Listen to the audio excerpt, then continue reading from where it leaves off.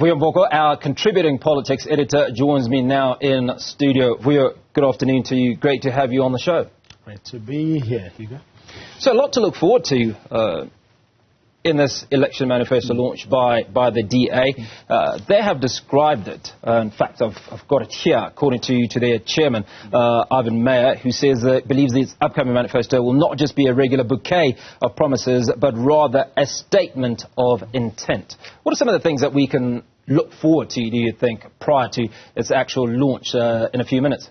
Well, perhaps it makes sense to just take a step or two back.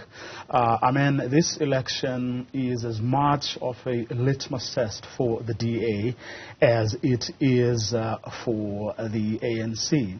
And that may sound contradictory because the ANC is the governing party and the DA is the opposition.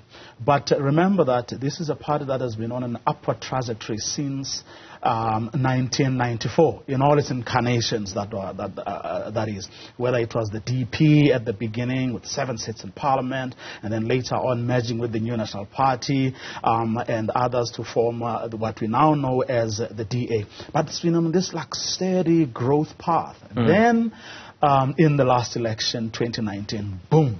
The party loses, votes for the very first time. So and now you have polls suggesting that not only is it going to lose even more seats in the National Assembly and in provincial legislatures, but the EFF stands a good chance of actually, eclipsing it and becoming the official opposition. So there's so much pressure on the DA to show that it has what it takes to not only stay where it is, but actually, become, in one way or the other, the next government. That is huge. But Vuyo, if we go back to 2019 and you talk about these issues where the DA started to take a bit of a nosedive, if you will, the ANC was not as much a factor as it is today, is it, in terms of the implosion that we're seeing? Yes. There was no talk of the ANC falling way below 50% at the time.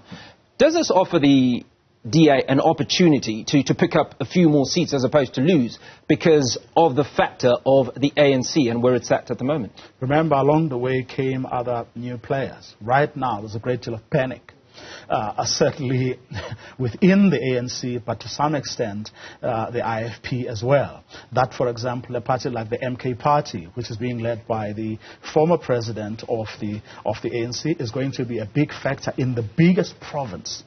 You're talking over 5 million voters in KwaZulu-Natal. Now, that changes the game.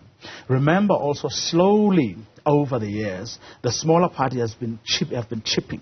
Have been taking votes from the ANC, from the DA, and from everybody else. And also there's an emergence of new players. Who would have thought in the Western Cape only a week ago, the Patriotic Alliance, for example, by a huge margin taking a ward in the Western Cape. So all these factors, come to play. But add to the DA's woes a whole host of other factors. Over the years, they've lost many credible black leaders. That's a factor in this election. And given our history, how does the DA show up, with like too many white faces, as people have said? Steenhuisen himself. Imagine if, let's just take that hypothetical scenario where the ANC gets to lose heavily, right? And there's this coalition that may just be led, according to the DA, or at least certainly in the way that they have been operating over the years with these coalition arrangements and so on. They would want to lead whatever coalition. Let's say there's a national coalition being led by a John Steenhuisen. What are the optics of that? It would seem that the DA is oblivious to that. In other words, how it shows up in public. Look at some of its leaders in the main, in the whether it's in Parliament or it's in the provinces. Now, in a province like KwaZulu-Natal, for example, can you have a white person in charge?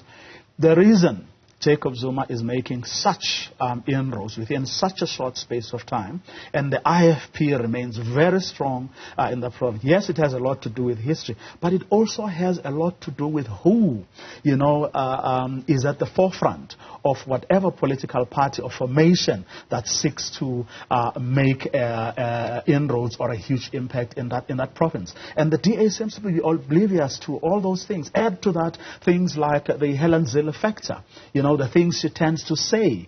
Even John Steenhuisen himself, only a week ago, you will recall when he was criticizing the Amapanya and all of that. Tone deaf, but also how they show in public. Now, all those things, especially now in South Africa, given the record of the ANC, truth must be told, or in all fairness, to the DA, but all those factors matter in this election, and I would probably argue even and say less so than whatever policy that a person can put on the table, or the DA will put on the table today.